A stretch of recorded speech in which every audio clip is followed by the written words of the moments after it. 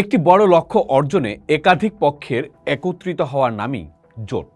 রাজনীতিতে যখন কোনো একটি দল নির্বাচনে এককভাবে সরকার গঠনের জন্য প্রয়োজনীয় সংখ্যাগরিষ্ঠতা অর্জন করতে ব্যর্থ হয়, তখন তারা সমমনা বা কৌশলগত অংশীদার অন্য এক বা একাধিক দলের সাথে চুক্তিবদ্ধ হয়ে সম্মিলিতভাবে সরকার গঠন করে। একেই বলা হয় জোটের রাজনীতি বা জোট সরকার। এই ঐক্যের ভিত্তি হতে পারে অভিন্ন রাজনৈতিক আদর্শ কিংবা ক্ষমতা ভাগাভাগির কৌশল। কিন্তু এই জোট কখন হয়? জোট মূলত দুইভাবে হতে পারে।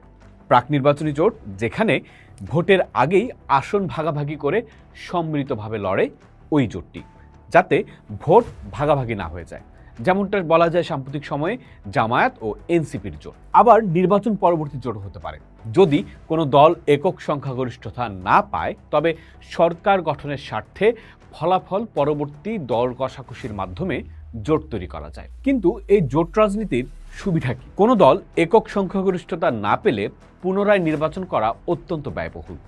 জোট সরকার এমন পরিস্থিতিতে স্থিতিশীলতা নিশ্চিত করতে পারে। আবার জোটে বিভিন্ন অঞ্চল, গোষ্ঠী বা বিভিন্ন মতাদর্শের দলের অন্তর্ভুক্তি থাকে, ফলে সরকারি নীতিতে বৃহত্তর জনগোষ্ঠীর মতামতের প্রতিফলন ঘটে, যা জাতীয় ঐক্যকে শক্তিশালী করে। জোট সরকারকে ন্যূনতম অভিন্ন কর্মসূচি মেনে চলতে হয়, ফলে কোনো একটি দল এককভাবে কোনো বিতর্কিত বা চরমপন্থী সিদ্ধান্ত নিতে পারে না। এতে নীতিগত ভারসাম্য বজায় থাকে। সুবিধা আছে, কিন্তু জোট রাজনীতির অসুবিধাও কিন্তু কম নয়। জোট সরকার প্রায় ভঙ্গুর হয়। কোনো একটি দল ছোট সমর্থন তুলে নিলেই সরকারের পতন হতে পারে, ফলে মূল দল অনেক সময় শরিকদের কাছে জিম্মি হয়ে পড়ে। আবার শরিকদের মধ্যে মতের অমিল থাকলে জরুরি জাতীয় সিদ্ধান্ত নিতে বিলম্ব হয়। অনেক সময় দেশের স্বার্থের চেয়ে দলের স্বার্থ বড় হয়ে দাঁড়ায়, ফলে সংস্কারমূলক কাজ থমকে যেতে পারে। দর কষাকষির চাপে অনেক সময় অযোগ্য ব্যক্তিদেরও গুরুত্বপূর্ণ মন্ত্রণালয়ের দায়িত্ব দিতে হয়।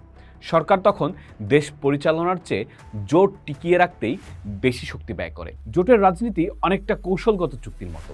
এটা যেমন গণতন্ত্রে বহুত্ববাদকে রক্ষা করে এবং একনায়কতন্ত্র ঠেকায়, ঠিক তেমনি রাজনৈতিক অস্থিরতা ও নীতিগত দুর্বলতার ঝুঁকিও বাড়িয়ে দিতে পারে। পোস্ট দেখুন, ভাবুন, করুন। থাকুন পোস্টের সাথে।